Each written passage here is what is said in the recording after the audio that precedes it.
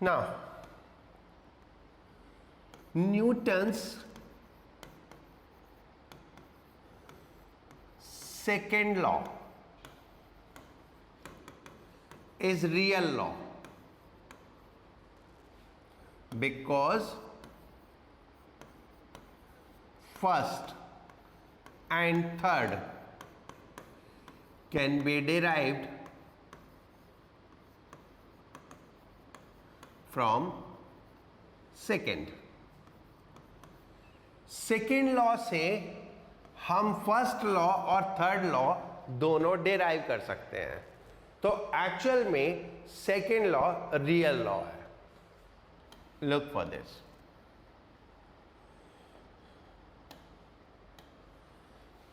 First law from second law. What we are doing?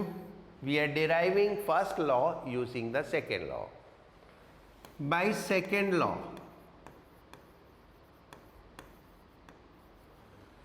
F is equal to dP by dt.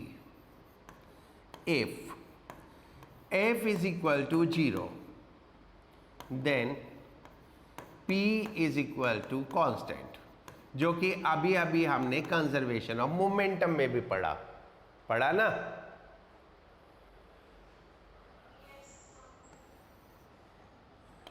अब इसको देखो, that is momentum remain same unless force is applied.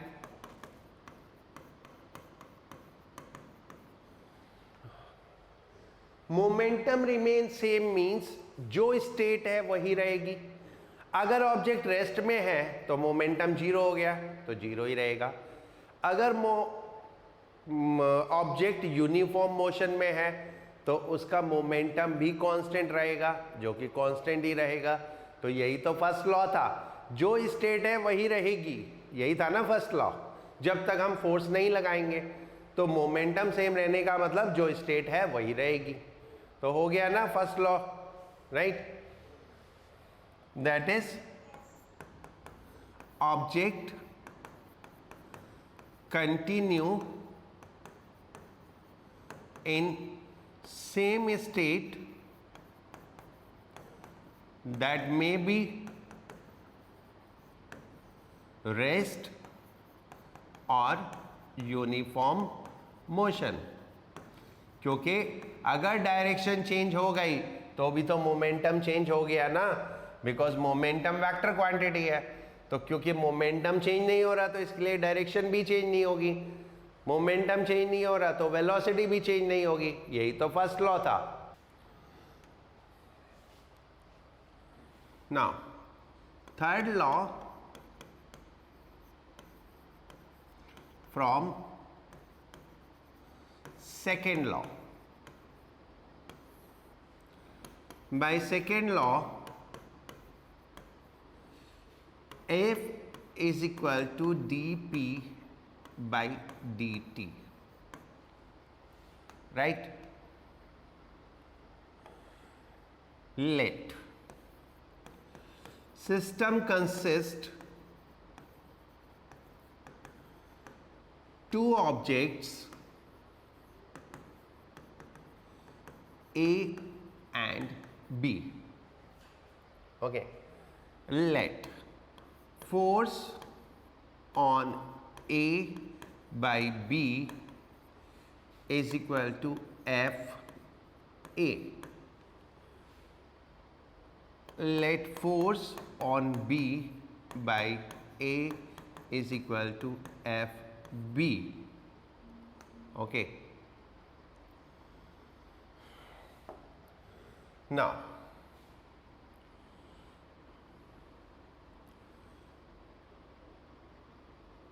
as there is no external force, as there is no external force, so dP by dt is equal to 0। इतना ठीक है बच्चों?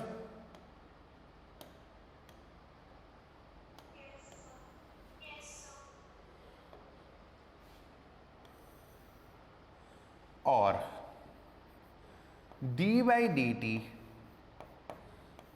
P A is momentum of A, P B is momentum of B is equal to 0। ठीक है, क्योंकि दो system थे तो टोटल मोमेंटम क्या हो गया, दोनों का सम। और D P A by D T plus D P B by D T is equal to 0, but D P by D T is equal to F. सो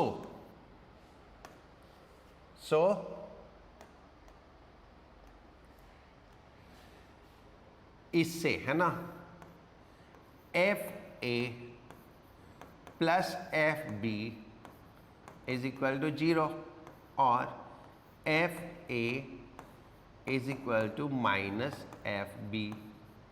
यही तो थर्ड लॉ था, यही था ना थर्ड लॉ।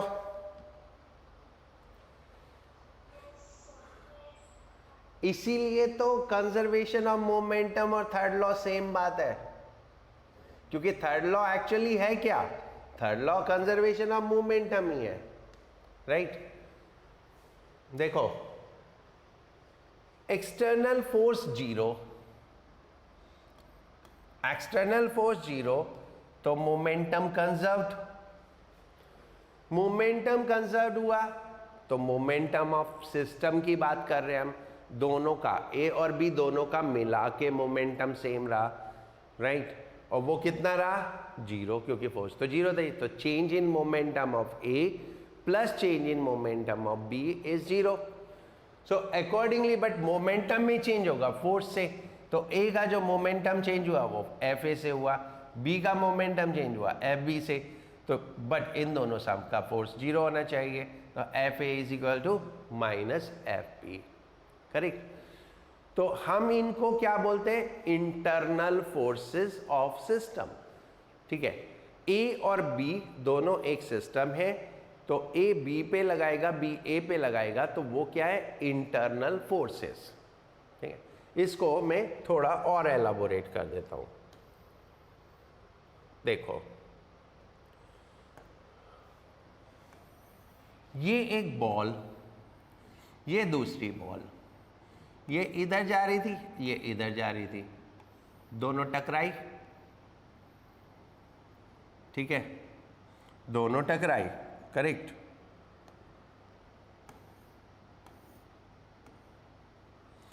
ये दूसरे रंग की बना देते हैं।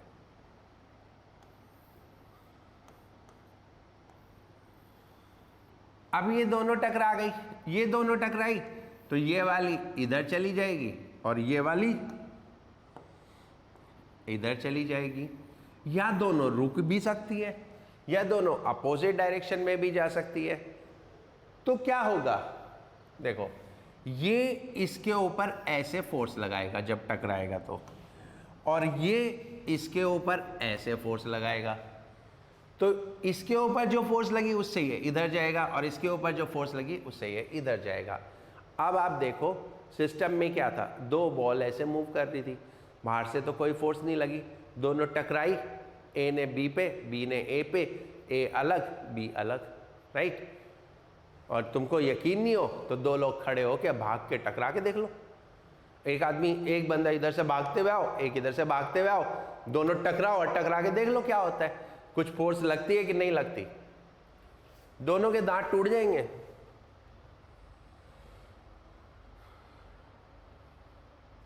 चलो समझ में आ गया। अबे तुम लोग कभी कुछ पूछते ही नहीं हो, सब कुछ समझ में आ जाता है तुमको एकदम से।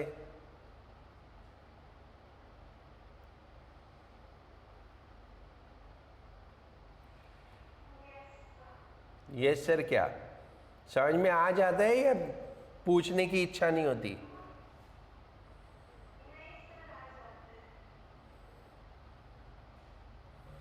राइट,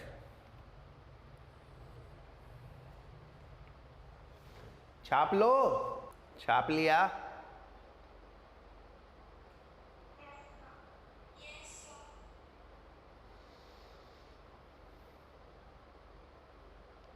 अमन तू भी कुछ बोल दे।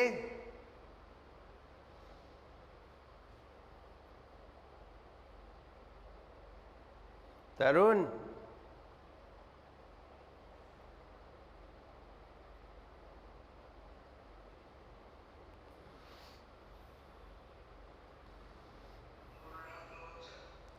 अब गुड आफ्टरनून नहीं, कुछ इसके ऊपर अपने कमेंट दे दे, ये जो हमने इतना सारा ड्रामा कर रखा।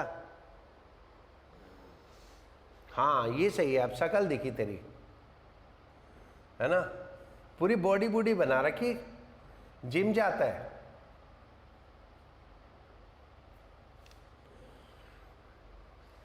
चलो ये समझ में आ गया बच्चों, हो गया? गुड।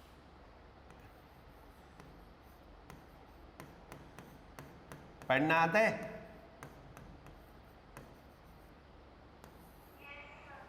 क्या लिखा?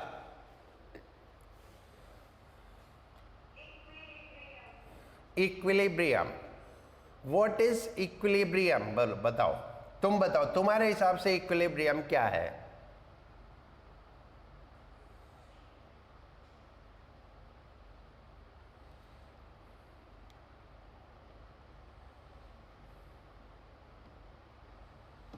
तुम्हारे हिसाब से इक्विलिब्रियम का मतलब क्या है? मैं तो बता ही दूंगा। Equilibrium, a system is said to be in equilibrium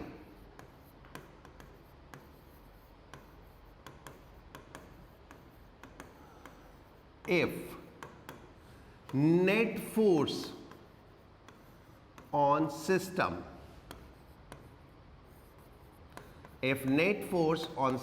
is 0। अगर सिस्टम पे नेट फोर्स 0 है तो हम बोलेंगे सिस्टम इक्विलिब्रियम में है। राइट? इक्विलिब्रियम का कोई लेना देना नहीं है चलने से, रुकने से, किसी भी चीज से। इक्विलिब्रियम का लेना देना एक ही चीज से है, फोर्स है कि नहीं है। अगर नेट फोर्स 0 है तो सिस्टम इक्विलिब्रियम में है। इक्विलिब्रियम में फिर फर्दर 2 टाइप के इक्विलिब्रियम हो जाते हैं। One is static equilibrium,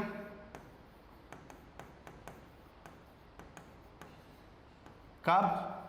when object at rest. Equilibrium की डेफिनेशन तो वही है, राइट? बट जब ऑब्जेक्ट रेस्ट में है तो हम बोलेंगे static equilibrium. Static equilibrium means object is at rest and net force on the object is 0। Right? और दूसरा क्या होगा? Dynamic equilibrium. Dynamic equilibrium when object is in uniform motion. Force क्या क्या करती है? रुके हुए को चला देती है, चलते हुए को रोक देती है। तो अगर रुका हुआ है और फोर्स नहीं है तो रुका रहेगा, तो स्टैटिक इक्विलिब्रियम। और अगर चल रहा है तो चलता रहेगा, that is dynamic equilibrium. Right? ये समझ में आया? तो स्टैटिक इक्विलिब्रियम जब ऑब्जेक्ट रेस्ट में है और डायनामिक इक्विलिब्रियम जब ऑब्जेक्ट मोशन में है। हाँ, और नेट फोर्स 0 होना चाहिए। अब मान लो ये एक ऑब्जेक्ट है। इस ऑब्जेक्ट पे ये एक फोर्स लग रही है F1, ये एक फोर्स लग रही है F2, ये एक इसका वेट है और ये एक नॉर्मल रिएक्शन है, राइट। ये सब फोर्सेस है तो वेक्टर क्वांटिटी है। तो अब हम क्या बोलेंगे? फॉर इक्विलिब्रियम हम बोलेंगे इक्विलिब्रियम है F1 plus F2 is equal to 0, W plus R is equal to 0। यानी जो हॉरिजॉन्टल फोर्सेस है उनका सम 0 होना चाहिए और जो वर्टिकल फोर्सेस है उनका भी सम 0 होना चाहिए, ठीक है। जितनी भी हॉरिजॉन्टल कंपोनेंट है फोर्स के वो सबका सम 0 होना चाहिए और जो वर्टिकल कंपोनेंट है उन सबका सम 0 होना चाहिए। ये बात समझ में आई?